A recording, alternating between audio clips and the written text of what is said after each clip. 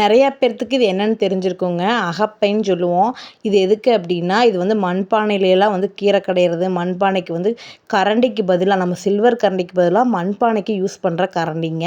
இது வந்து கொட்டாங்குச்சியில் பண்ணுறது. தேங்காய் மூடியை வந்து செஞ்சு பண்ணுறது. இது வந்து பார்த்திங்கன்னா, இப்போ கடைகள்ல நிறைய கிடைக்குது. இதை வந்து நம்மளே பண்ணலாம் அப்படின்னு சொல்லிட்டு நம்ம தோட்டத்தில் மூங்கில் இருந்ததுங்க. அதனால அதை வெட்டி அதில் பண்ணலான்னு பண்ணோம். இது வந்து ஆக்சுவலாக வந்து பார்த்திங்கன்னா, இந்த கைப்பிடி வந்து பட்டையாக இருக்கும். மூங்கில 2ஆ வந்து அதில் பட்டையாக வைப்பாங்க.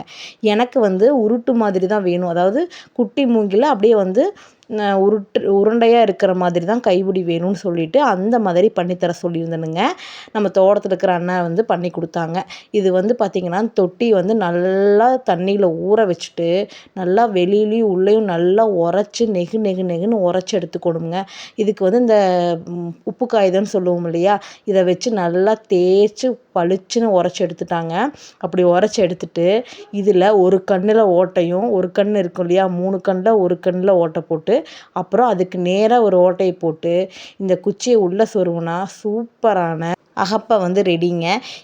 என்னதான் டிசைனாக கரண்டி வந்து ஸ்டெயின்லெஸ் ஸ்டீலில், பித்தளையில், அப்புறம் வந்து மரத்தில், இது மாதிரி எவ்வளவோ வந்தாலும் இந்த அகப்பை வந்து பார்த்திங்கன்னா நம்ம பழங்காலத்துலேருந்து நம்ம முன்னோர்கள் பயன்படுத்தினது.